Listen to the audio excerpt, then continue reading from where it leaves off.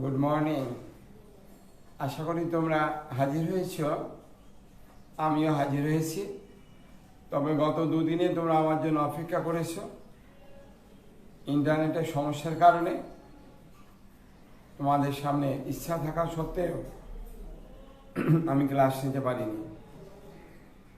এখন খাতা নাও, কলম নাও, দ্রুত আমরা ক্লাস শুরু করি। যারা বন্ধু আছে তোমাদের, তাদের বলে দাও স্যার আসছেন, ক্লাস নিচ্ছেন স্যার। ওরা যেন খুব দ্রুত অংশগ্রহণ করে। গত 24 তারিখে 25, 26 দুদিন তো অনিবার্য কারণ লিখেছিলাম 25 তারিখে, কিন্তু কারণটা তোমরা বুঝতেই পারো। আর তোমরা জানবে যে স্যার অবশ্যই থাকবেন, হয়তো কোনো কারণে কোথাও কোনো সমস্যা হচ্ছে। 24/4/2020 তারিখে 11:10 যে আমরা ক্লাস নিয়েছিলাম, সেখানে কিছু সমস্যাটা একটু বলি। সাজ্জাদ হোসেন বলেছিলেন স্যার মোবাইল ফোন করে আমার সমস্যাটি ভালোভাবে বুঝতে পারিনি। আমি জামালপুর যমুনা সার কারখানা থেকে বলছি। একটিউবের বাম দিক থেকে দেওয়া আছে, আর ডান দিক থেকে কোনটা হবে? আমি তোমাকে দেখিয়ে দিচ্ছি, দেখো সাজ্জাদ হোসেন, যদি থেকে থাকো তাহলে আজকের যে পড়াটা ওটা একটু লিখে রাখো। জৈব রসায়নের মৌলিক ভিত্তি, জৈব রসায়নের মৌলিক ভিত্তি, যে আজকে যে পড়া পড়ব সেটা হলো জৈব রসায়নের মৌলিক ভিত্তি।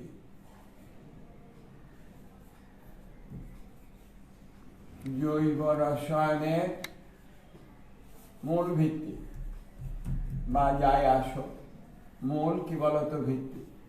কিছু কিছু বিষয় থাকে যেগুলো না জানলে আমরা বই পড়তে পারি না, সেটা এটা পড়বো আমরা। আজকে 27 তারিখ 4/2000 কত বলতো 20। জৈব রসায়নের মূল ভিত্তি নিয়ে আমরা আলোচনা করব। তাহলে এবার সাজ্জাদ হোসেন, তুমি জামালপুর থেকে টেলিফোন করেছিল আমাকে। তুমি যদি থেকে থাকো তাহলে তোমার উত্তরটা দেখো এরকম আসবে। CH একটা যৌগ দিয়েছো, জৈব যৌগ, তার নামকরণ বলেছো। উপর আছে CH2 CH3, নিচে দিয়েছো CH, তারপরে CH, এরপরে দিয়েছো NO2, তারপরে CH3। তুমি বলেছো স্যার ডান থেকে হওয়া উচিত, একটা বইতে বাম থেকে লিখেছে। উত্তরটি আমি দিচ্ছি, দেখো। এটা কিন্তু হাইড্রোকার্বন নয়, হাইড্রোকার্বনের জাতক ক্লোরোমিথেন। এটা কি বলতো, নাইট্রোমিথেন NO2। আর এটা হলো মিথানল বা মিথাইল অ্যালকোহল। তাহলে বুঝতে পেরেছ যে এরা প্রত্যেকেই কার্যকারীমূলক, ভিন্ন সমগোত্র শ্রেণীর, ভিন্ন সমগোত্র শ্রেণীর। কে কি বললো, আমি বললাম যে এটার নাম হলো বেঞ্জিন, তুমি সেটা মানবে কেন? তুমি নিজের থেকে শিখবে। কোন বই কি লিখেছে তুমি ভালো কথা, কিন্তু তুমি নিজে তো নামকরণ জানো। তাহলে এটা কার্যকারীমূলক, যেহেতু মিথাইলমূলক তো কার্যকারীমূলক নয়, যেহেতু হাইড্রোকার্বন।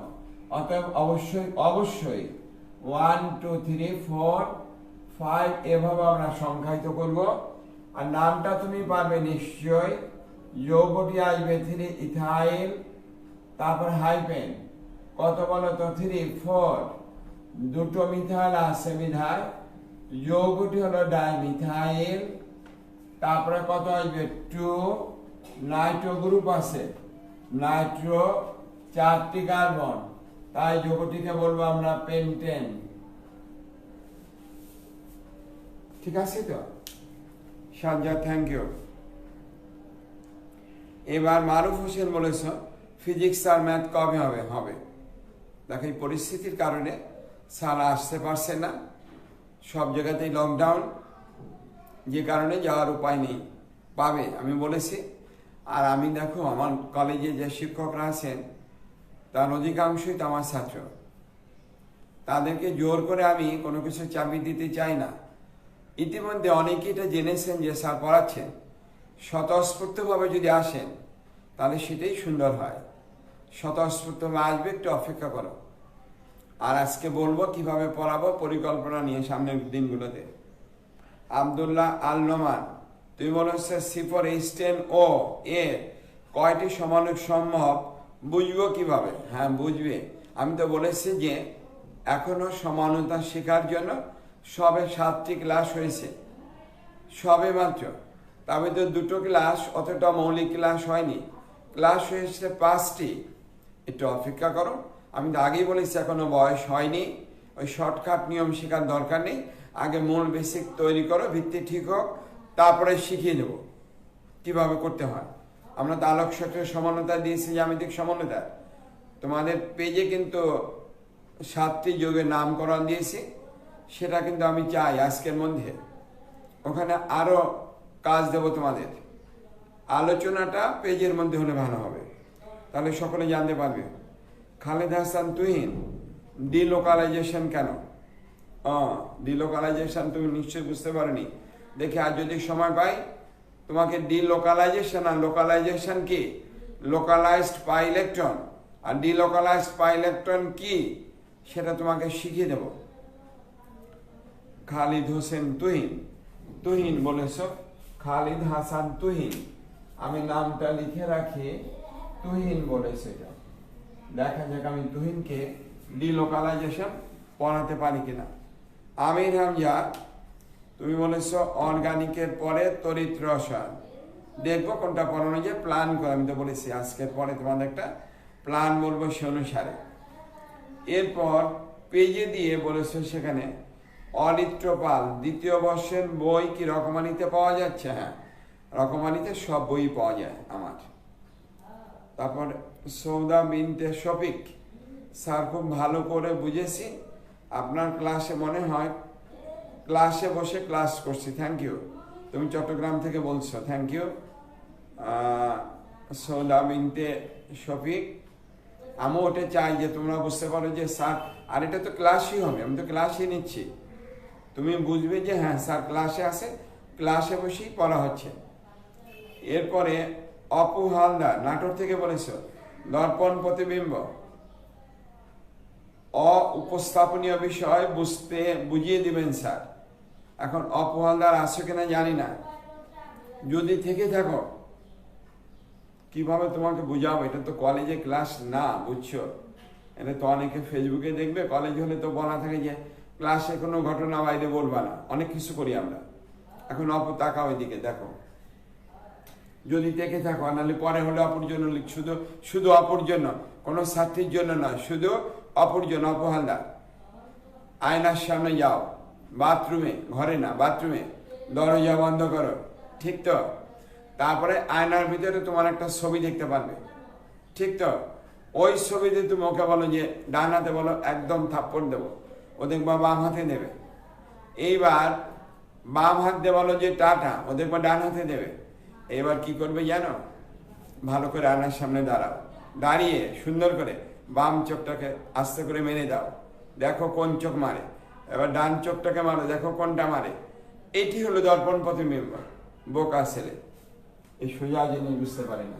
আয়নার সামনে যাও, দেখো, আর এই হাত দেখেছ, এটা হলো কি বলতো, বাম, এটা ডান। আয়নার সামনে যদি বিপরীত, দুটো দেখো একে অপরের উপরে বসে, কিন্তু এভাবে তো বসে না। এভাবে কি বসে না? বসা হচ্ছে ছিল এভাবে, সেগুলো উপস্থাপনীয় হতো। এটা তো উল্টা দিকে মুখোমুখি আসছে, বিপরীত দিকে বসে, তার মানে সোজাভাবে বসে না। এটি হলো উপস্থাপনীয় বা উপস্থাপনীয়।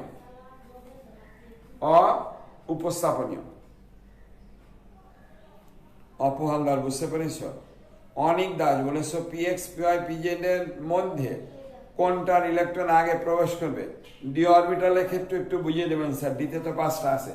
ভালো কথা অনিক দাস, একটু ভালো করে দেখো। বোরন যদি বলতাম বোরন 5, বোরন কত বলো তো 5, তার ক্ষেত্রে কি আসবে দেখো, বোরন 5। তোমাদের এসব সমস্যা পেজে করে দিলে ভালো হবে, দেখেন অনেক সময় নষ্ট হয়ে যায়, বুঝছো? অনেক সময় নষ্ট হয়ে যায়। এবার দেখো তোমরা কি বলেছো বলো তো, বলেছো যে এখান থেকে পিএক্স পিওয়াই পিজেড আগে কোথায় যাবে। ভালো কথা।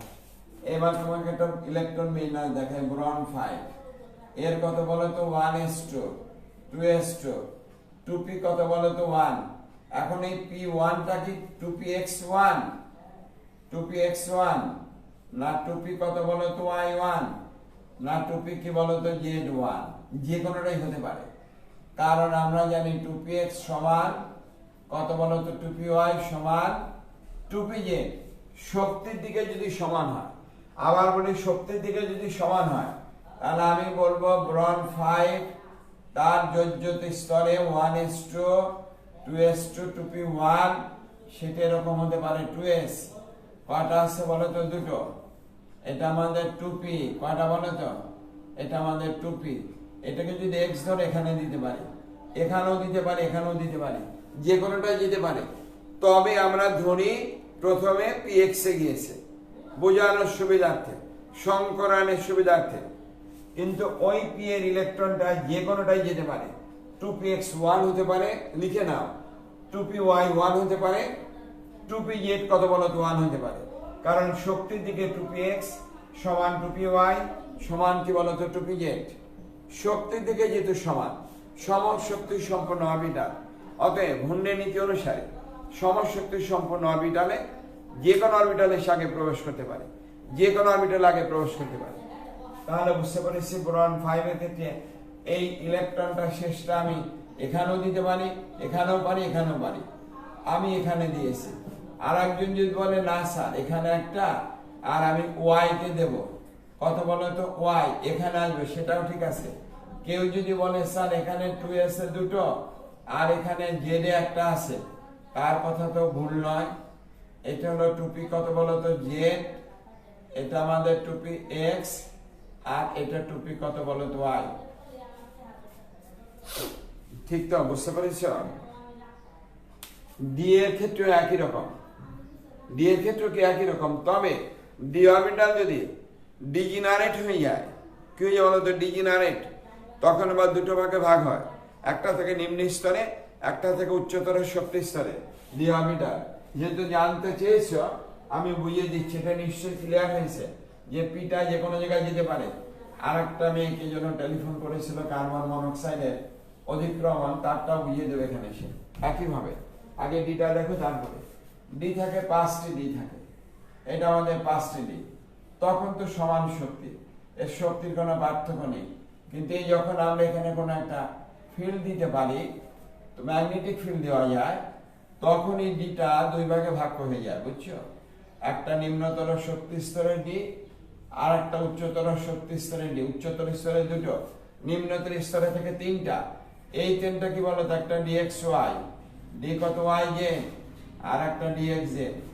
আর এই দুটো ডি হলো ডিএক্স স্কয়ার ওয়াই স্কয়ার, আর একটা হলো ডিজেড স্কয়ার। স্বাভাবিকভাবে 3টি ইলেকট্রন থাকলে তারা d x y, d y z এবং ডি এক্স জেড বা জেড এক্স এ থাকবে।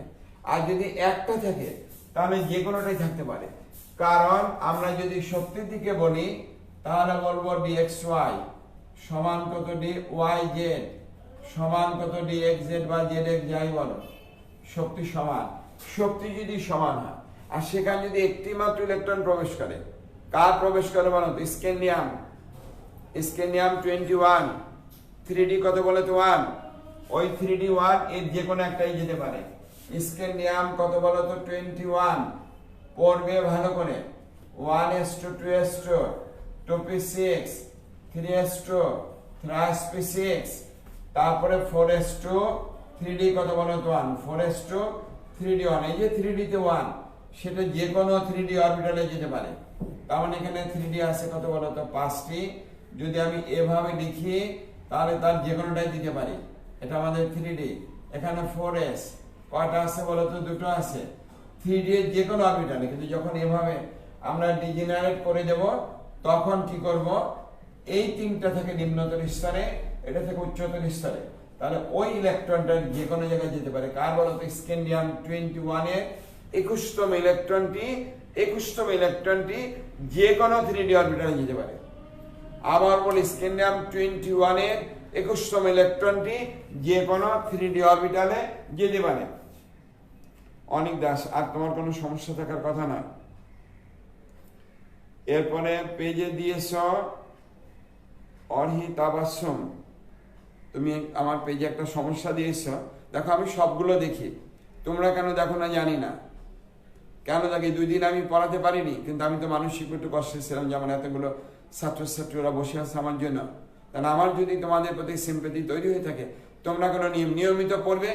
কলেজ কবে খুলবে অনিশ্চিত, কলেজ কবে খুলবে অনিশ্চিত, কিন্তু লেখাপড়া তো চালিয়ে যেতে হবে।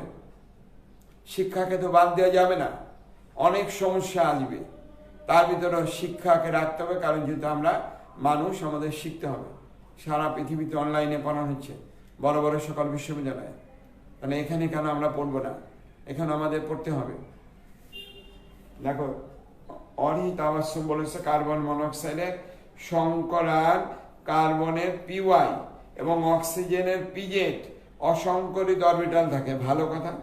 পিওয়াই এবং পিজেড কিভাবে পাই বন্ধন গঠন করবে? পিওয়াই পিজেড তো কি বলতো প্রতিসম, কি বলতো ওই প্রতিসাম্য নেই। ভালো কথা, ভালো কথা। তা অবশ্যই একটু মনোযোগ সহকারে শুনো। কার্বনের বলেছে পিওয়াই আর অক্সিজেনের হলো পিজেড। উত্তর তো এখানে দেওয়া হয়ে গেছে। আমরা তো বলেছি পিএক্স পিওয়াই প্রত্যেকেই সমশক্তি সম্পন্ন, প্রত্যেকেই কি বলতো সমশক্তি সম্পন্ন। আমি যদি বলি কার্বন যখন sp সংকরায়ন করেছিল, তার বাকি ইলেকট্রনটা অসংকরিত অরবিটালের পিজেডে ছিল, সমস্যা আছে না? কারণ পিএক্স পিওয়াই এবং পিজেড সকলের শক্তি সমান। আমার আছে কিনা জানি না, থাকলে তুমি তোমার উত্তর নিয়ে নাও। দেখো, আমি তো প্রত্যেকের কে কি কার সমস্যা প্রত্যেকটা খুঁটিনাটি দেখে আরো অনেক কাজ তোমাদের জন্য করে রেখেছি, অনেক কাজ, যেটা তোমরা বিস্মিত হবে স্যার আমাদের জন্য কি করেছে। কিন্তু তোমরা যদি করো, ওই পেজে দিয়ে দিয়ে প্রত্যেকটি চ্যাপ্টারকে করব। ওই আলোক শক্তির সমানতা, জ্যামিতিক সমান্তরাল করে আরো 10টি এমসিকিউ করে রেখেছি। যা কিছু পড়বে এমন ভাবে যে সেখান থেকে যা আসবে তাই পারবো, সেভাবেই ধরেছি। আজকে যেখান থেকে ধরবো ঠিক ওভাবেই পড়বো। একটু মনোযোগ সহকারে দেখো। কার্বন মনোক্সাইডের গঠন কাঠামো, তোমার সমস্যাটা কি ছিল তা আবার সব দেখে নিয়েছ। আবার বলি কার্বন 6, একটু লিখে দেখায় 1s2 2s2 টুপি কত বলো তো 2, তাহলে তার টুয়াইস এসে পাটা আছে বলো তো 2টো, আর টুয়াইস পিতে ঘর পাটা আছে বলো তো, ঘর আছে 3টা, ইলেকট্রন 2টো যাবে। আমি যদি বলি একটা পিএক্স আর একটা পিজেড এ গিয়েছে, সমস্যা আছে না? কারণ আমরা জানি 2px সমান কত বলো তো 2py সমান কত 2py সমান কত বলো তো 2pz। সবারই তো শক্তি সমান, শক্তি কি সমান। তাহলে আমি এখানে একটা দিয়ে আর একটা এখানে দিলেও যা, এখানে দিলেও যায়। আমি লেখার কারণ এটা লিখেছি, এটাও তো py হতে পারে, এটা তো pz হতে পারে, এটা তো px হতে পারে। তুমি তো, আমি তো বলিনি এটা px, বুঝতে পেরেছ? সে কারণে কার্বন যখন এই অবস্থায় sp করেছিল, তখন ওটাকে ধরে নাও py অথবা ধরে নাও pz।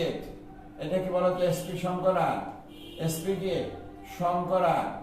আমরা সুবিধাজনকের কারণে লিখিতে py, কিন্তু এটা তো pz ও হতে পারে।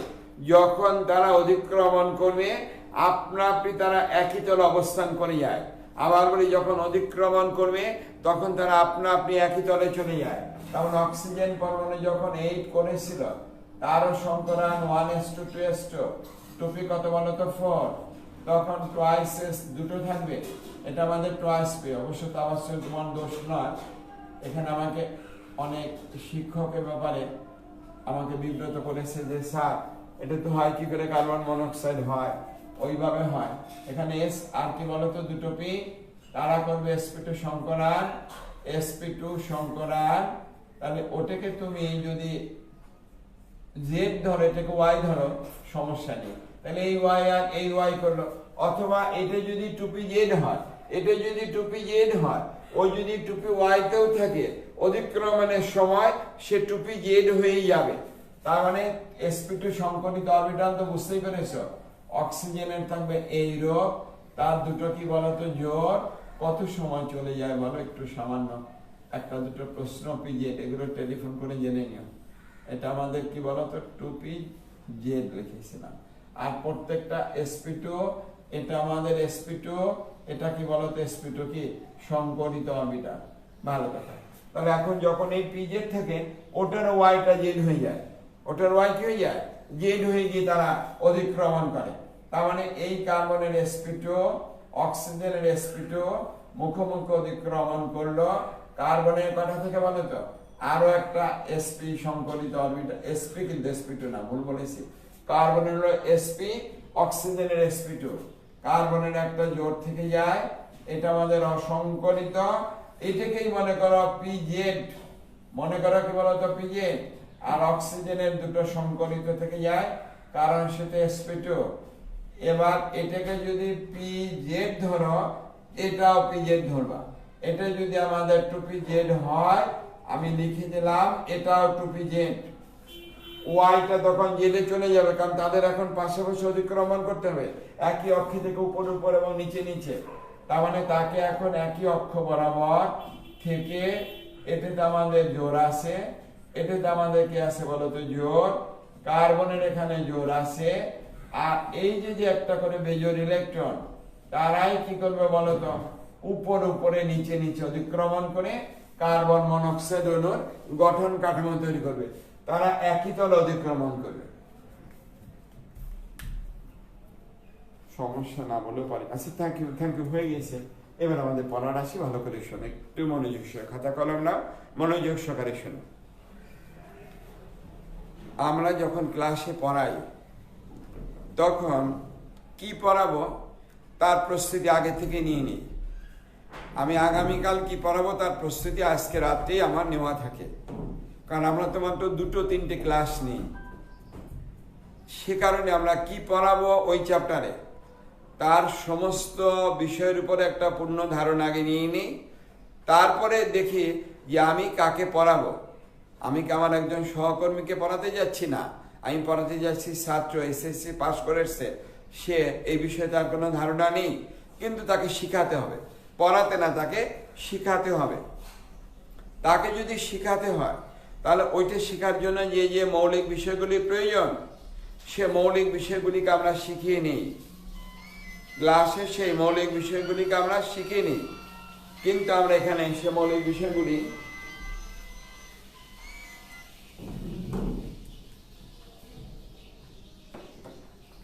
এখানে আমরা ওই মৌলিক বিষয়গুলি শেখাতে পারছি না, কারণ আমরা একটা টপিকস নিয়ে আলোচনা করে যাই। আজকে এই পড়িয়ে দেব। দেখো, আমরা আজকে একটু ওই বেসিকটা সেজন্য লিখেছিলাম আমরা টপিকসে, জৈব রসায়নের মূল ভিত্তি, কিছু ভিত্তি শিখব। আজকে আমি কি গতদিনের সক্রিয়কারী গ্রুপ দেখেছিলাম, OH, NH2, হ্যালাইড, মিথাইল মূলক ইত্যাদি 4টে উদাহরণ দিয়েছিলাম। তাহলে আজকে স্বাভাবিকভাবে নিষ্ক্রিয়কারী গ্রুপ আসে, কিন্তু দেখা গেল একজনকে নিষ্ক্রিয়কারী গ্রুপ পড়াচ্ছি, সে নাইট্রিক অক্সাইড বা নাইট্রোজেন ডাইঅক্সাইডের গঠন কাঠামো সম্পর্কে তার কোনো ধারণা নেই। তাই ক্লাসে আমরা কি করি বলতো? আগে ওই নাইট্রিক অক্সাইডের গঠন কাঠামো তাকে শিখাই, নাইট্রোজেন ডাইঅক্সাইডের গঠন কাঠামো শিখাই, তারপরে বলি যে NO2 মূলক যদি বেঞ্জিন বলয়ে প্রতিস্থাপিত হয়, তাহলে তার অবস্থা কি হয় দেখো। আমরা এখানে আজকে ওভাবেই পড়াবো, অর্থাৎ মনে করি এটাই আমার কলেজের পূর্ণাঙ্গ ক্লাস। তাহলে খাতা নাও, কলম নাও, দেখো কিভাবে পড়াতে হয়। Thank you. এটা তোমাদের আরো আগে থেকে করলে ঠিক হতো। প্রত্যেকটি চ্যাপ্টারে তুহিনের ডিলোকালাইজেশন দেখি, পড়ে যদি পারি তোমার ডিলোকালাইজেশন পড়িয়ে দেবো। আসছো কিনা জানি না, তোমরা তো ঘুমে পাগল থাকো। এখন আবার রমজান চলছে, স্বাভাবিকভাবে ঘুমতে উঠতে দেরি হয়, একটু উঠবে, 10টার ভিতরে উঠে যাবো, উঠে নাস্তা টাস্তা করে, নাস্তা না করে না, নাস্তা করে খাতা কলম নিয়ে বসবো, কারণ শরীরের দিকেও লক্ষ্য রাখতে হবে। লেখো তাহলে, নাইট্রিক অক্সাইড অণুর গঠন, NO অণুর গঠন আমরা নিষ্ক্রিয়কারী গ্রুপ পড়াবো। অ্যালডিহাইড মূলক, কার্বক্সিলিক অ্যাসিড মূলক, NO2 মূলক এরা নিষ্ক্রিয়কারী গ্রুপ। কিন্তু কেন নিষ্ক্রিয়কারী গ্রুপ হয়, তাদের সমস্যাটা কি, সেটা আগে একটু শিখবো, তারপরে নিষ্ক্রিয়কারী গ্রুপ দেখাবো। ওটি শিখার জন্য আমরা প্রথমে আসছি নাইট্রিক অক্সাইড অণুর গঠন। কার অণুর গঠন বলতো? NO এর গঠন। দেখা যাক নাইট্রিক অক্সাইডের গঠন কাঠামো কেমন, তারপরে নাইট্রোজেন ডাইঅক্সাইড এবং আরো অন্যান্য মৌল আসবো। দেখো, নাইট্রোজেন 7, তার যদি ইলেকট্রন বিন্যাস করি 1s2 2s2 2p কত বলতো 3 হয়, তাহলে তার যোজ্যত স্তর দ্বিতীয় শক্তি স্তর 2s এ দুটো আছে আর 2p তে ঘর আমাদের তিনটে আছে। ইলেকট্রন কয়টা আছে বলতো তিনটে থাকবে 1 2 3। তার মানে নাইট্রোজেনের যোজ্যত স্তর দ্বিতীয় শক্তি স্তর, ইলেকট্রন একটা জোড় আর তিনটে কি বলতো বেজোড়, একটি জোড় আর তিনটে কি আছে বলতো বেজোড়।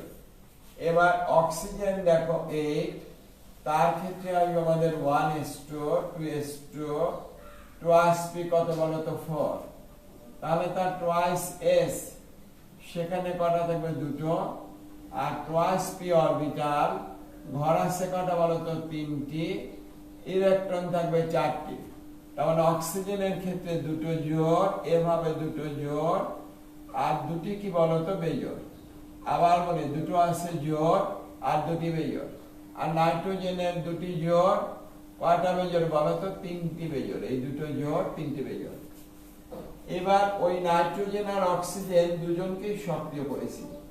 সক্রিয় করলে যেহেতু তাদের সমশক্তি সম্পন্ন স্তরে কোনো 2d অরবিটাল নেই, যোজ্যত স্তর দ্বিতীয় শক্তি স্তর, সেখানে কোনো 2d অরবিটাল নেই, তাই তারা সক্রিয় হবে কিন্তু ইলেকট্রনকে পুনর্বিন্যাস করবে না।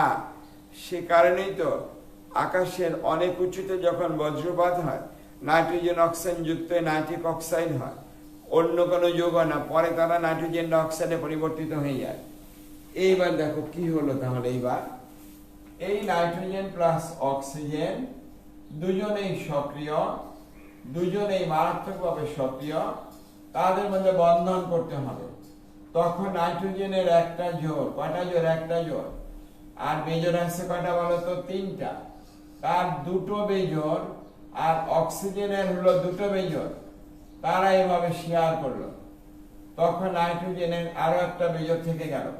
আবার বলি নাইট্রোজেনের বেজোড় হলো তিনটি, এই দুটি বেজোড় অক্সিজেনের দুটো বেজোড়ের সঙ্গে বন্ধনে অংশগ্রহণ করলো, তাহলে বন্ধনে অংশগ্রহণ করলো দুটো দুটো কটা বলতো মোট চারটি। এইবার নাইট্রোজেন অক্সিজেন এভাবে চারটি ইলেকট্রন এভাবে বন্ধন গঠন করলো, অক্সিজেনের দুটো জোড়, নাইট্রোজেনের কি আছে বলতো দুটো জোড় একটা বেজোড়, দুটো জোড় একটা কি বলতো বেজোড়। আমরা যদি জোড়টাকে এভাবে দেখাই দুটো জোড় একটা বেজোড়, তার মানে এইবার আর জোড়টাকে না দেখিয়ে আমরা বলবো নাইট্রোজেন অক্সিজেন বন্ধন, জোড় গুলার দেখাবো না, এভাবে একটা বেজোড় আছে, তার মানে এইটি হলো নাইট্রিক অক্সাইড। তাহলে এবার বুঝে দেখো, অষ্টক পূর্ণ করেছে কে বলতো অক্সিজেন, কারণ তার নিজের চারটার এই চারটা আটটা, আর নাইট্রোজেনের চারটা পাঁচটা ছটা সাতটা, তার মানে নাইট্রিক অক্সাইড অণুর কেন্দ্রীয় পরমাণু নাইট্রোজেন অষ্টক অপূর্ণ, একটি আনপেয়ার ইলেকট্রন তার মধ্যে আছে, একটি আনপেয়ার ইলেকট্রন তার অণুতে উপস্থিত আছে, সেই কারণে নাইট্রিক অক্সাইড অস্থায়ী, সে একটি বর্ণহীন গ্যাস, বাইরের অক্সিজেনের সংস্পর্শে আসার সঙ্গে সঙ্গে তৎক্ষণাৎ জারিত হয়ে নাইট্রোজেন ডাইঅক্সাইডে পরিণত হয়। নাইট্রিক অক্সাইড হয়ে গেল নাইট্রোজেন ডাইঅক্সাইড, কিন্তু শান্তি নেই। কেন শান্তি নেই? কারণ আণবিক অরবিটালের দিকে তাকিয়ে দেখো তার ইলেকট্রনীয় গঠন কাঠামো কেমন, কার? নাইট্রোজেন ডাইঅক্সাইডের। দেখি তাহলে নাইট্রিক অক্সাইড মনে রেখো, একটা কি আছে বলো তো আনপেয়ার। এইবার আমরা এটাকে মুছে ফেলে নাইট্রোজেন ডাইঅক্সাইড আসবো, কারণ আমরা NO2 মূলক তো নিঃসৃতকারী গ্রুপ, তার গঠনই যদি না জানি তাহলে বুঝবো কি করে যে সে কেন? আগে তো তার চরিত্র জানতে হবে, তারপরে তো তাকে আনতে হবে। তো বেঞ্জিন বলা যদি NO2 এর চরিত্র না জানে তাহলে তাকে তার জায়গায় স্থান দিলে তো, হাইড্রোজেনকে অপসারিত করে স্থান দিলে তো তার অবস্থা কি হবে সে বুঝতে পারবে না, ওই অবস্থাটা আগে বুঝতে হবে। নাইট্রোজেন এবার তাহলে যাবে NO2 এর গঠন, নাইট্রিক অক্সাইডের পরিবর্তে নাইট্রোজেন ডাইঅক্সাইডের গঠন। দেখো একটা নাইট্রোজেন তার কি আছে বলতো একটা জোড় আর তিনটা কি বলতো বেজোড়। অক্সিজেন তো দুটো, তার প্রত্যেকের দুটো জোড় আর দুটো কি বলতো বেজোড়। কয়টা অক্সিজেন? দুটো অক্সিজেন, কারণ NO2 একটা নাইট্রোজেন সহ অক্সিজেন হলো দুটো, বা যদি বলি দেখো এবার নাইট্রোজেন একটা জোড়, এবার দেখো এটা মজার ব্যাপার, এর সঙ্গে আসবে দুটো অক্সিজেন। কিভাবে আসতে পারে ভালো করে দেখবা কিন্তু মনোযোগ সহকারে। যদি এই দুটো অক্সিজেনের সঙ্গে এই দুটো অক্সিজেন শেয়ার করে, দেখা যায় কিনা কি জানি, শেয়ার করে, তাহলে অক্সিজেনের আরো দুটো জোড় থেকে গেল। কয়টা জোড় বলো তো? দুটো। তার মানে এই অক্সিজেন অষ্টক করেছে কিভাবে? নিজের দুটো আর নাইট্রোজেনের এই দুটো নিয়ে কি করলো বলতো? অষ্টক পূর্ণ করেছে। আর এই নাইট্রোজেনের এই প্রান্তে এই একটা আছে, কটা আছে? একটা। তাহলে আর একটা অক্সিজেন যদি আসে, তার তো এখানে দুটো জোড়, কয়টা জোড় বলতো? দুটো জোড়, একটা বেজোড়, আর একটা অক্সিজেন এভাবে আসবে। তাহলে কি হবে? এখানে একক বন্ধন, এখানে দ্বিবন্ধন। অথবা অথবা দিচ্ছে কিন্তু এরকম হতে পারে, এখানকার নাইট্রোজেন দুটো, অক্সিজেনের দুটো, এভাবে আসবে। অক্সিজেনের কটা জোড় আছে বলতো? দুটো জোড় আছে। আর এই নাইট্রোজেনের একটা জোড় আর এই একটা বেজোড় এই অক্সিজেনের সঙ্গে এসে, এই বেজোড়টা অক্সিজেনের সঙ্গে এসে এভাবে গঠন করলো। তার মানে এটি হলো বাম দিকে দিয়েছে একক বন্ধন, ডান দিকে দ্বিবন্ধন। এর হলো বাম দিকে দ্বিবন্ধন, ডান দিকে কি বলতো? একক বন্ধন। এই সোজাসুজি লিখবো বোঝার সুবিধার্থে। তাহলে নাইট্রোজেন অক্সিজেন এখানে দ্বিবন্ধন, অক্সিজেনের উপরে দুটো ইলেকট্রন আছে, নাইট্রোজেনের আছে একটা।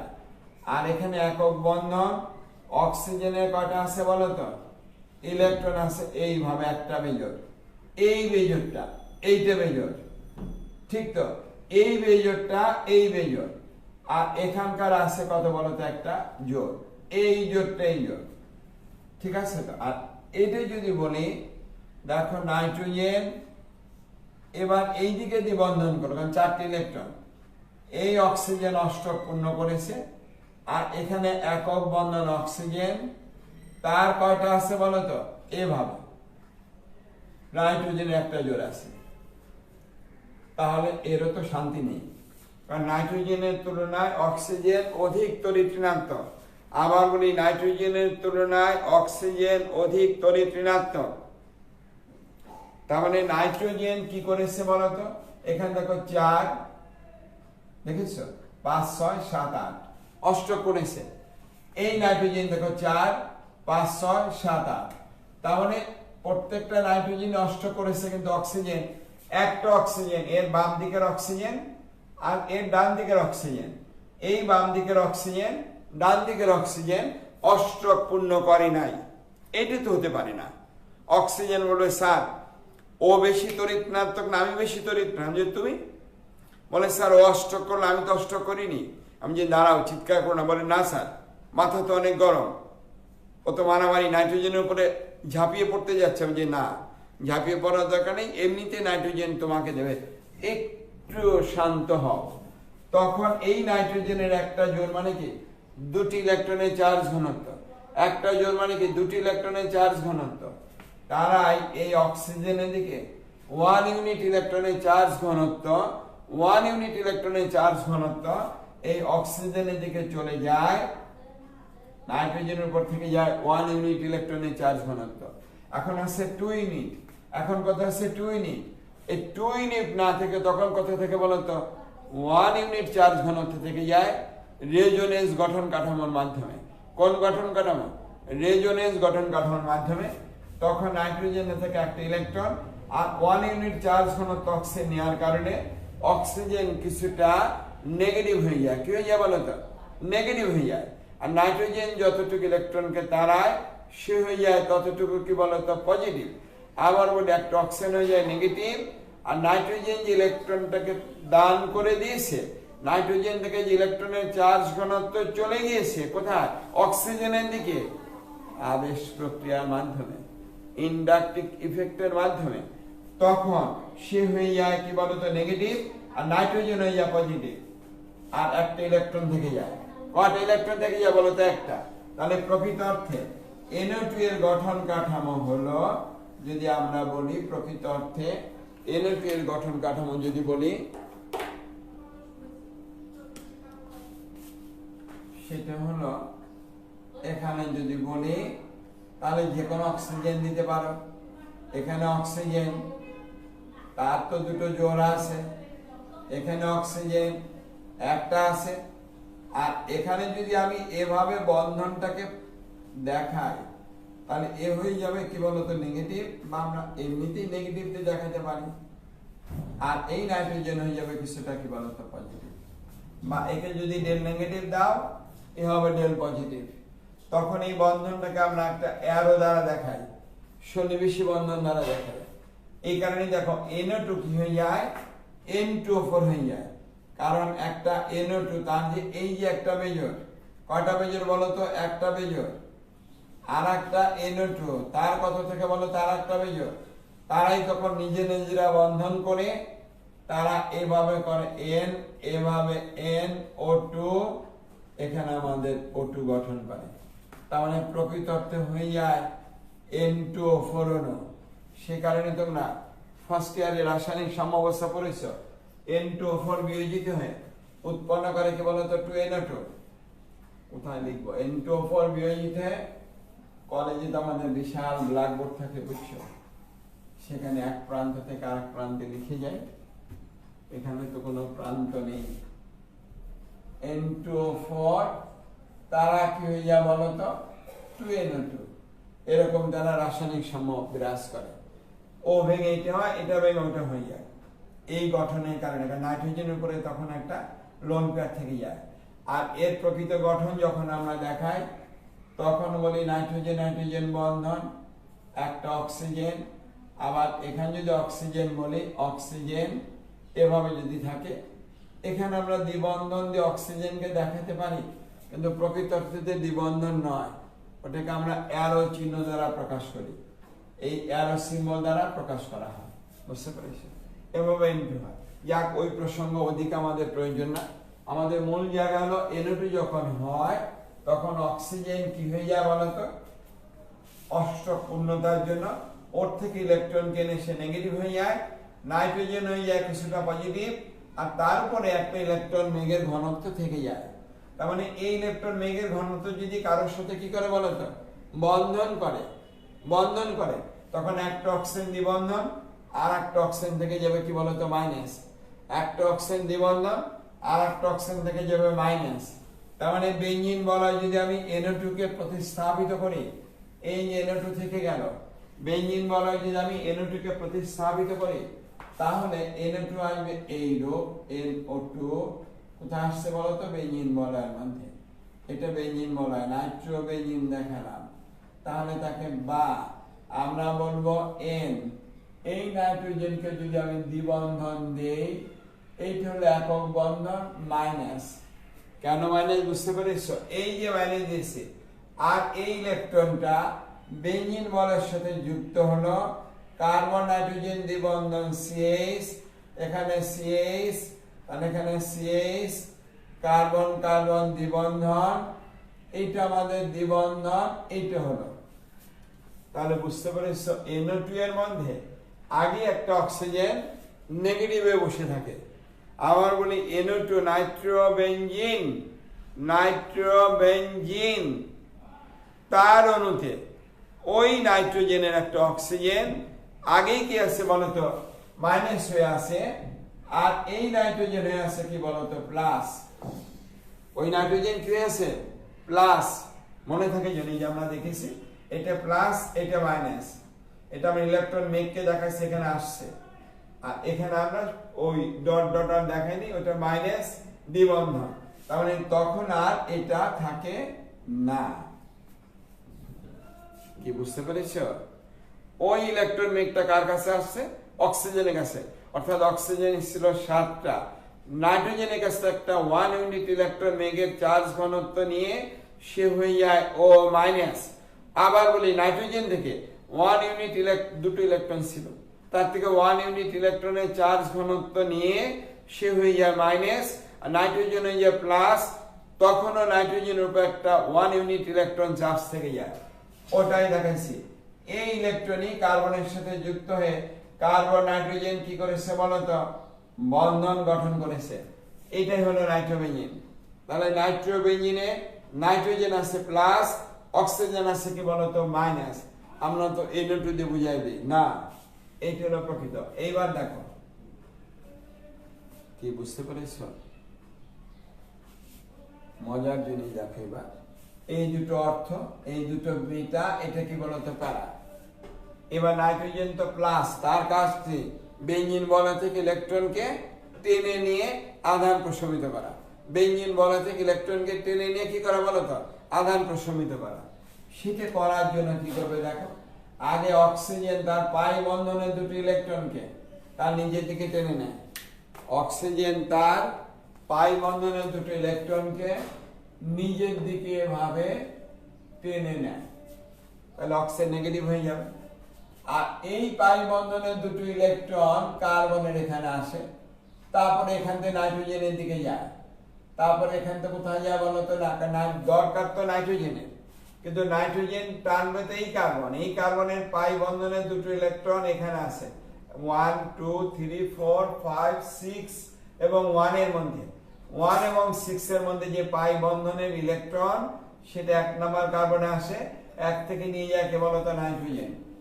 এর পরের গঠন কি হয় একটু ভালো করে দেখো, ভালো করে দেখো। কিন্তু এই নাইট্রোজেন অক্সিজেন হয়ে গেলে এভাবে, এইটা অক্সিজেন আছে এখানে, তাহলে দ্বিবন্ধন হলো, এই কার্বন হলো, এখানে CH হলো, CH আছে, কার্বন কার্বন দ্বিবন্ধন আছে, এখানে একক বন্ধন আছে, এখানে কার্বন কার্বন দ্বিবন্ধন আছে।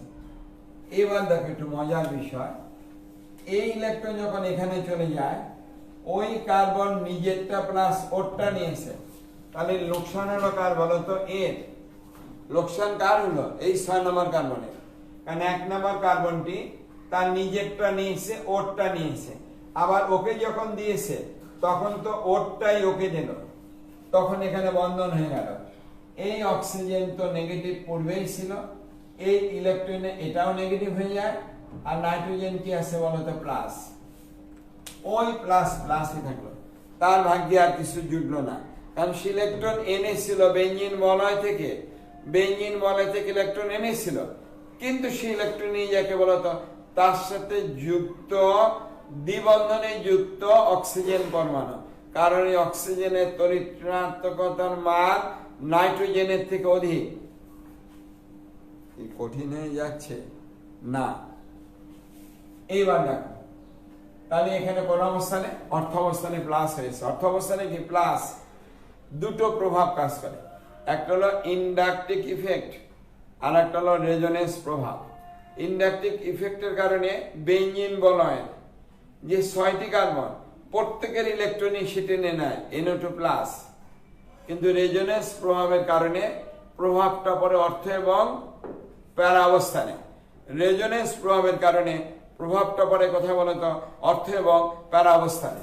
দেখো অর্থ অবস্থানে পজিটিভ, যখনই অর্থ পজিটিভ হয়েছে তখনই দেখো এখানকার দুটো ইলেকট্রন আসবে এখানে, এই পাই বন্ধনের দুটো ইলেকট্রন, কোন পাই বন্ধন বলতো এই পাই বন্ধন, এই কারণে যখনই আসবে এই কার্বন ওই ইলেকট্রন নিয়ে এখানে বন্ধন করবে, তাহলে আসবে এখানে ও করবে ওখানে দ্বিবন্ধন। দেখা যাক কিভাবে হয়। ওই নাইট্রোজেন অক্সিজেন, এই অক্সিজেন তারা তো অলরেডি নেগেটিভ হয়ে আছে, কি হয়ে আছে বলতো নেগেটিভ, নেগেটিভটা লাল দিয়ে দেখায়, না স্পষ্ট দেখা যাবে না, নেগেটিভ নেগেটিভ দিয়ে দেখালাম। আর এই নাইট্রোজেন কি বলতো প্লাস আছে, তখনও এখানে তারা কার্বন নাইট্রোজেন দ্বিবন্ধন করেছে, এখানে কি আছে কার্বন CH, এটা আমাদের CH, নতুন করে দ্বিবন্ধন তৈরি হলো, আর এখানে দ্বিবন্ধন এভাবে থেকে গেল। এবার CH দেখো, তাহলে এই ইলেকট্রনটা তো এখানে আবার এখানে বন্ধন করলো, তাহলে প্রভাবটা পড়লো কার উপরে বলতো, এখানে যেমন এখানে পড়েছিল, এই প্রভাবটা পড়লো এর উপরে প্যারা অবস্থানে, ওই পজিটিভটা পড়লো কোথায় আসে প্যারা অবস্থানে। এবার দেখো এখানকার ইলেকট্রন মেঘটা এখানে আসবে, আর ওই ইলেকট্রন মেঘ কোথায় যাবে, ওখান থেকে এখানে চলে আসবে।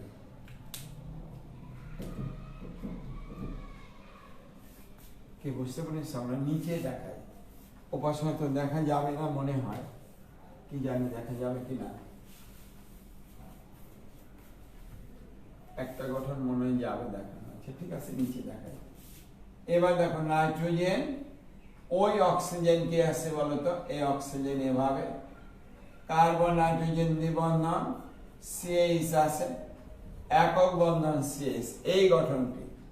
এখানে দ্বিবন্ধন আছে, এখানে CH আছে, এখানে CH, নতুন করে দ্বিবন্ধন এই যে তৈরি হলো, কোথায় বলতো, এখানে নতুন করে দ্বিবন্ধন কি হলো বলতো, এখানে তৈরি হলো। আর হারালো কে বলতো, এই কার্বনটা, হারালো কে বলতো, এই কার্বনটা, শুয়ে গেল প্লাস, কারণ এই পাই ইলেকট্রন যখন এখানে আসবে ও হারিয়ে ফেললো। এটা নাইট্রোজেন প্লাস আছে, এও মাইনাস, এও কি বলতো মাইনাস। তাহলে এইবার কি করবে দেখো, এবার আবার তারা এবার এখানকার ইলেকট্রন এখানে আসবে, এসে আবার এখানে দ্বিবন্ধন করবে। তার মানে আগে আবার ওই আগের গঠনে চলে যাবে। কোন গঠনে বলতো, পূর্বের গঠনে থেকে যেতে হবে। তাহলে এই যে বেঞ্জিন বলয়টা আমরা দেখলাম, এখানে তো হয়ে গেছে। দেখো অর্থ কার্বন ইলেকট্রনের ঘনত্ব কি বলতো, কম। মিটাতে কি বলতো, পূর্বের মতোই আছে। প্যারাতে কি বলতো, কম। মিটাতে পূর্বের মতোই আছে। আবার অর্থতে কি বলতো, কম। আবার অর্থতে কি বলতো, কম। তার মানে রেজোনেন্স প্রভাবের কারণে, ইন্ডাকটিভ প্রভাবের কারণে 6টা কার্বনই থেকে ইলেকট্রন যাবে নাইট্রোজেনের দিকে, কিন্তু রেজোনেন্স প্রভাবের কারণে প্রভাবটা পড়লো অর্থ এবং প্যারা কার্বনে, ইলেকট্রনের চার্জ ঘনত্ব কমে গেল। তাহলে মিটা কার্বনে তো পূর্বের মতোই আছে, তাহলে বিক্রিয়া করবে কোথায় বলতো, মিটা অবস্থানে। রাসায়নিক বিক্রিয়া অংশগ্রহণ করে ইলেকট্রন, ইলেকট্রনের চার্জ ঘনত্ব যেখানে বেশি, বিক্রিয়া সেই অংশগ্রহণ করবে। তাহলে এবার অংশগ্রহণ করবে কোন অবস্থান বলতো, মিটা অবস্থান। সে কারণে NO2 গ্রুপ হলো নিষ্ক্রিয়কারী গ্রুপ। NO2 গ্রুপ কি বলতো, নিষ্ক্রিয়কারী গ্রুপ।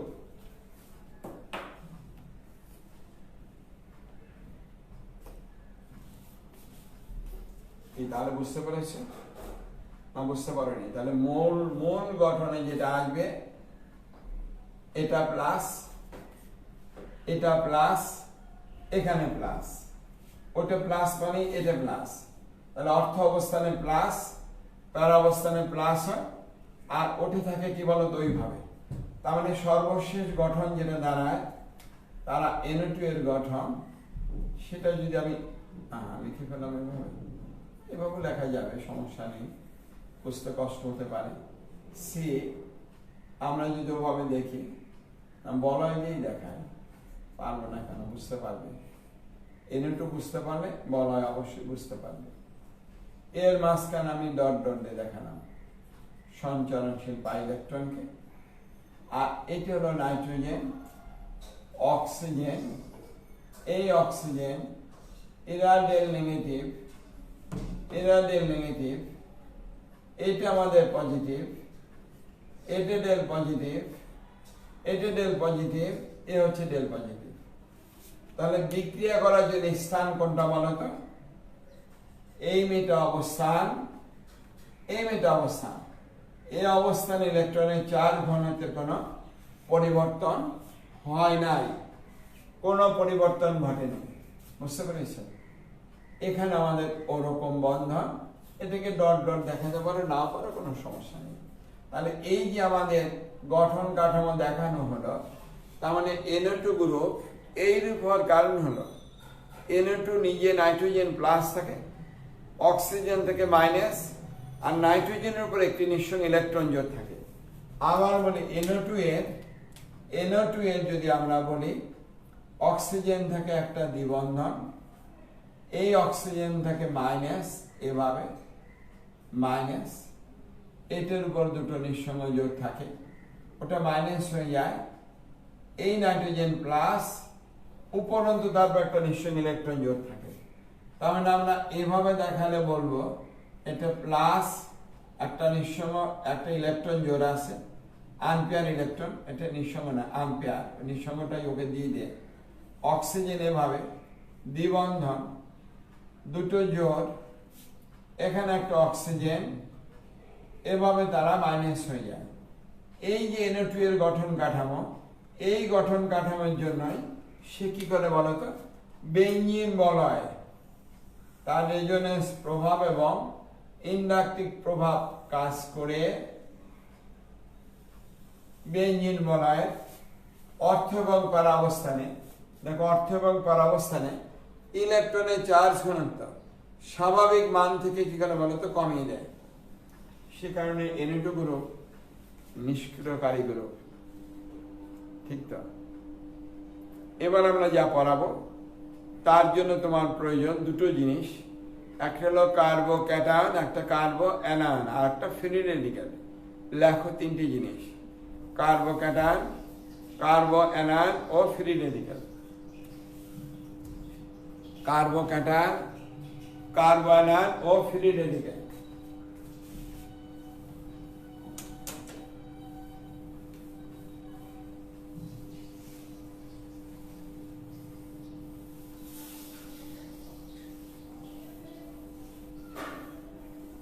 কার্বোক্যাটায়ন, কার্বো অ্যানায়ন এবং কি বলতো ফ্রি রেডিক্যাল, মুক্তমূলক। ফ্রি রেডিক্যাল মানে কি মুক্তমূলক। দেখো এবার এখানে আর প্রথম লেখো ফ্রি রেডিক্যাল সোজা যেটা, আর তার সঙ্গে এ একটা গ্রুপ আছে, ওই এর সাথে আর এর সমযোজী বন্ধন, কিন্তু দুজনের মধ্যে সম্পর্ক খুব একটা বেশি ভালো যাচ্ছে না।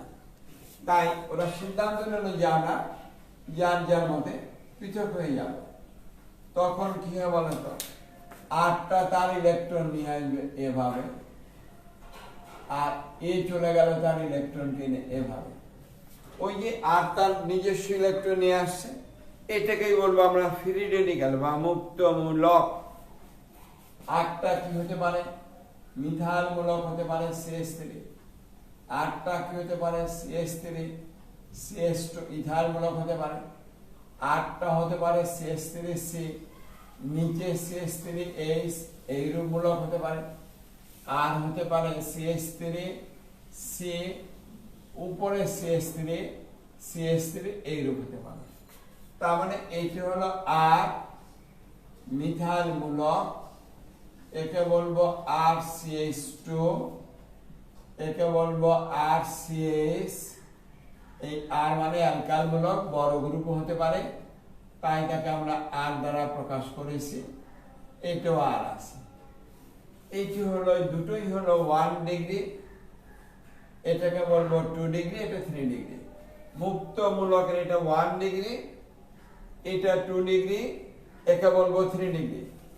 আবার ওই মুক্ত মূলকের এটা আমাদের 1 ডিগ্রি, এটাকে বলবো আমরা 2 ডিগ্রি, আর এটাকে বলবো আমরা কি বলতো 3 ডিগ্রি।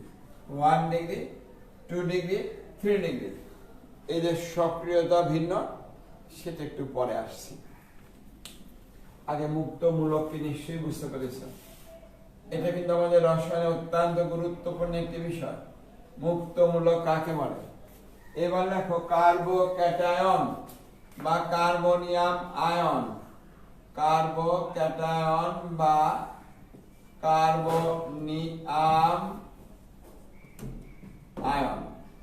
কার্বনিয়াম আয়ন মানে কার্বোক্যাটায়ন, কার্বনিয়াম আয়ন।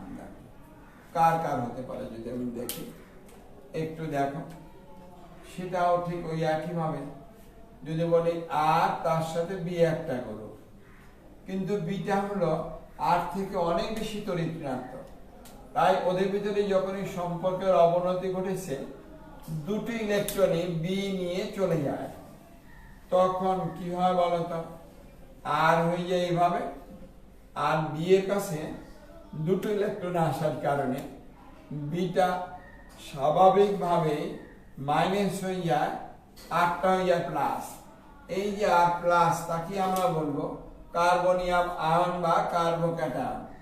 যেমন CH3 হতে পারে প্লাস, CH3 CH2 প্লাস হতে পারে, CH3 CH নিচে CH3 প্লাস হতে পারে, আবার CH3C উপরে CH3 নিচে CH3। প্লাস গুলোকে আমরা দিয়েছি লাল সিম্বল দ্বারা দেব, প্লাস, এখানে প্লাস, এটা প্লাস হতে পারে, এটাও প্লাস হতে পারে। প্লাসটাকে আমরা কি করেছি বলতো, লাল সিম্বল দ্বারা প্রকাশ করেছি। তাহলে এটা একটু অস্পষ্ট হয়েছে, ঠিক করে দিচ্ছি CH3। তাহলে এইটা দুটো মিলে কি বলতো, দুটো মিলে হলো আর, একে তো আমরা CH3 লিখবো, একে লিখবো RCH2, এখানে লিখবো RCHR, ওকে লিখবো RCR, এটা কি বলতো আর। এখানে যদি বলি এটা প্লাস, এটাও প্লাস, কার্বোক্যাটায়ন, কার্বনিয়াম আয়ন, এই দুটোই হলো আমাদের 1 ডিগ্রি, একে বলবো আমরা 2 ডিগ্রি, আর একে বলা 3 ডিগ্রি, আর নিচে যাওয়া যাবে না। তাহলে বুঝতে পেরেছো যে 1 ডিগ্রি, 2 ডিগ্রি, 3 ডিগ্রি। তোমাদের পড়িয়েছিলাম মনে আছে, অ্যালকাইল মূলক সক্রিয়কারী গ্রুপ, তার মানে ইলেকট্রন দাতা গ্রুপ। তাহলে এখানে যখন H থাকে, H তো ইলেকট্রন দেয় না, তার মানে পজিটিভ চার্জ পূর্ণ মাত্রা থাকে। এখানে আর তার ইলেকট্রনকে দিয়ে এর পজিটিভ চার্জকে কিছু কমিয়ে দেয়। এখানে দুটো আর ইলেকট্রনকে দান করে এই কার্বনের পজিটিভ চার্জকে আরো কমিয়ে দেয়। এখানে 3টি আর কেন্দ্রীয় কার্বন পরমাণুর পজিটিভ অবস্থায় ইলেকট্রন দান করে তার চার্জ ঘনত্ব আরো কমিয়ে দেয়। তার মানে যার চার্জ ঘনত্ব, চার্জ মানে কি পজিটিভ চার্জের ঘনত্ব যত কম, তার সক্রিয়তা তত কম। তার মানে এইটা হবে অধিক সক্রিয় 1 ডিগ্রি, তারপরে এটা, তারপরে এটা, এটা হবে আমাদের কম সক্রিয়, অর্থাৎ কার্বোক্যাটায়নের দিকে এইটা হলো বেশি, তারপরে এটা, তারপরে এটা, তারপরে এটা। আমরা এখানে যদি লিখি তাহলে বলতাম CH3 প্লাস সবচেয়ে বেশি, তারপরে RCH2 প্লাস, তারপরে যেটা লিখবো আমরা সেটা হলো R2CH প্লাস, একদম কম সক্রিয় হলো R3C প্লাস। এটাই R3C প্লাস। এটা আমাদের সক্রিয়তা, রাসায়নিক বিক্রিয়ার সক্রিয়তার ক্রম।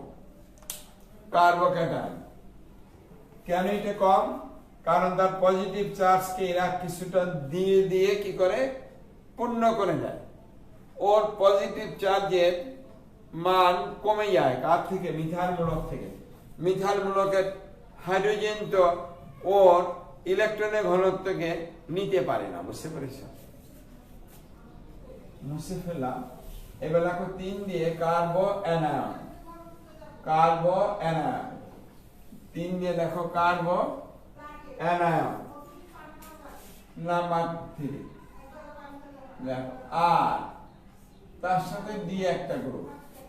আর তো এখানে বি আর এর সাথে প্রতারণা করেছে, প্রতারিত হয়েছে। বি কর্তৃক আর কথা ছিল বন্ধনটা সমযোজী, দুজনে থাকবে, কিন্তু সুযোগ সন্ধানী বি সুযোগ মতো আর এর ইলেকট্রন কিনে চলে গেছে। আর এর তো মাথা হাত, কি সর্বনাশ, আমার ইলেকট্রন নেই। এইবার ডি এর সঙ্গে আর বসছে। এইবার কি করলো? আর ডি এর ইলেকট্রনকে রেখে ডিটাকে কানটি ধরে তাড়িয়ে দিয়ে বললো তুমি ভাগো এখান থেকে। ডি বললো কেন? বলে কেনটা বুঝি না, ইলেকট্রনের দরকার, আমি নেগেটিভ, তুমি ডি পজিটিভ হয়ে চলে যাও। এই যে আর নেগেটিভ হয়েছে, এটা এই কার্বন CH3 হতে পারে, আবার হতে পারে CH3 CH2 হতে পারে, আবার হতে পারে CH3 CH, এটা CH3, আবার হতে পারে CH3 C, উপরে CH3, নিচে CH3। ওই মাইনাস সিম্বলটাকে আমরা এভাবে দেখাই যাতে বুঝতে তোমাদের সুবিধা হয়। এইটা হয়, তার মানে এ তো CH3 থাকবেই, আর এ কি হলো বলতো? CH2, তার পাশে একটা আর আছে, আর এখানে কি বলতো? CH দুটো আর আছে, এখানে C 3টে আর আছে। তার মানে এর কয়টা আর আছে বলতো? একটি। এর আছে কয়টা বলতো? দুটো। এর আছে কয়টা আর বলতো? এভাবে 3টে আর আছে। তাহলে এটাও মাইনাস, এটাও মাইনাস, এটাও মাইনাস, এটাও মাইনাস হলো। কার্বো অ্যানায়ন, কার্বো অ্যানায়ন। তাহলে এই আর তো ইলেকট্রন দাতা, নিজে তো ইলেকট্রন চুরি করে এনেছে, প্লাস আর দিচ্ছে, তাহলে ইলেকট্রনের চার্জ ঘনত্ব 1 ইউনিট থেকেও বেশি, 1 ইউনিট থেকে একটু বেশি, এর বেশি কিন্তু ওর থেকে কম, এর বেশি ওর থেকে কম, আর এর যতটুকু ততটুকুই থাকে। সে কারণে ইলেকট্রনের চার্জ ঘনত্ব যার যত বেশি সে তত অধিক সক্রিয়। তার মানে এইটা যা ছিল, দেখো এইটা হবে তার উল্টা, এটা হবে কি তার ঠিক উল্টা। তার মানে কার্বন আয়নের সক্রিয়তার ক্রমের দিকে যদি আমরা বলতাম CH3 মাইনাস, তারপরে কাকে লিখবো আর CH2 মাইনাস, R2CH মাইনাস, তারপরে লিখবো R3C মাইনাস, তাহলে এইটা বেশি সক্রিয়, তার মানে ও হলো সক্রিয় বেশি, তারপরে এ, তারপরে তার মানে কার বলতো এই মিথাইল মূলক সবচেয়ে কম সক্রিয় থাকে কার্বন আয়নের দিকে, আর এই মিথাইল মূলক কার্বন আয়নের দিকে সবচেয়ে বেশি সক্রিয় থাকে, কারণ হাইড্রোজেন কোন ইলেকট্রনকে দান করেনি, কার্বন যতটুকু পজিটিভ চার্জ ততটুকুই থেকে যায়। এবার শোনো, অসমর্থিত সংবাদে জেনেছি তোমাদের কলেজ হয়তো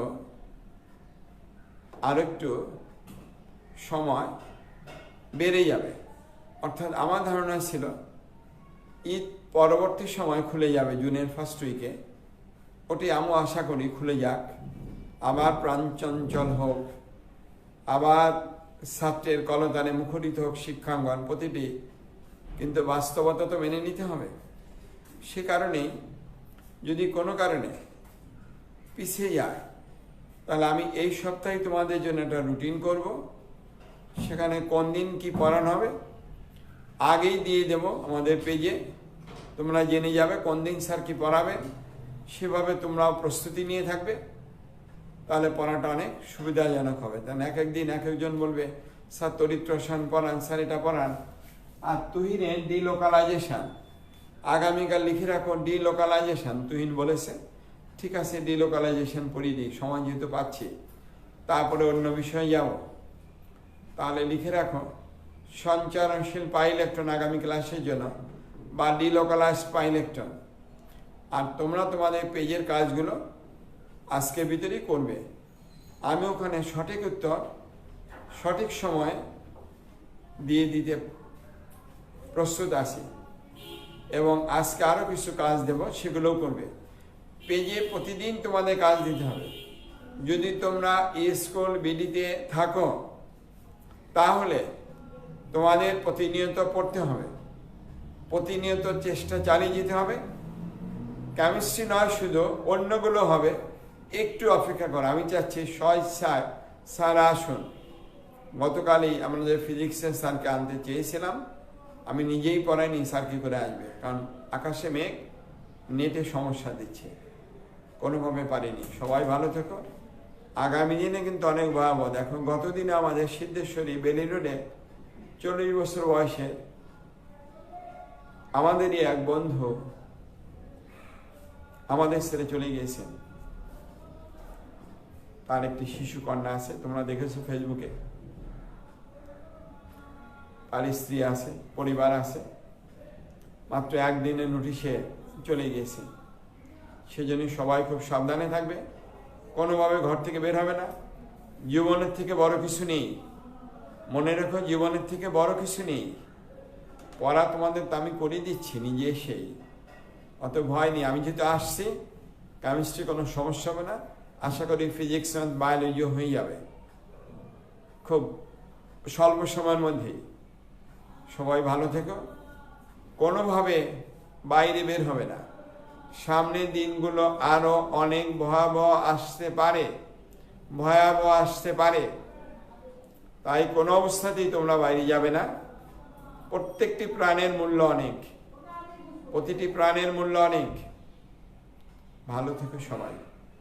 আগামীকাল দেখা হবে আবার 11টার সময়। Thank you.